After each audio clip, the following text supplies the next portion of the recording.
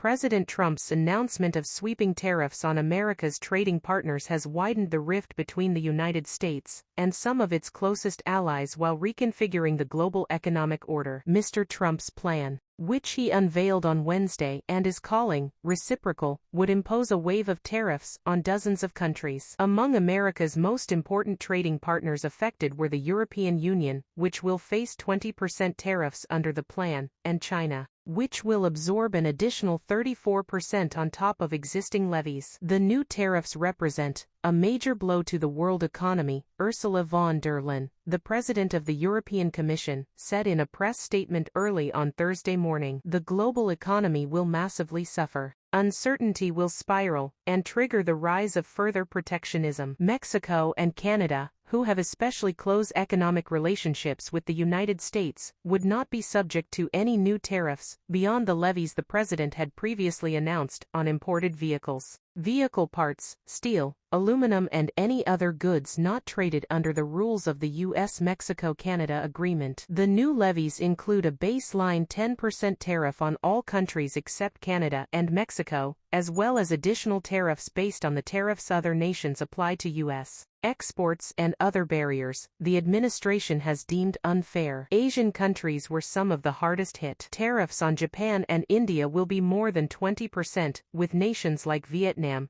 Cambodia, Bangladesh and Sri Lanka facing even steeper rates. Exiger, a data analytics firm, calculated that the burden could fall heaviest on Chinese exports, which would face $149 billion in additional tariffs, while Vietnamese goods would face $63 billion. Taiwanese products $37 billion and Japanese goods $36 billion in tariffs. The firm called the announcement a monumental policy shift that will reshape sourcing, pricing and geopolitical strategy.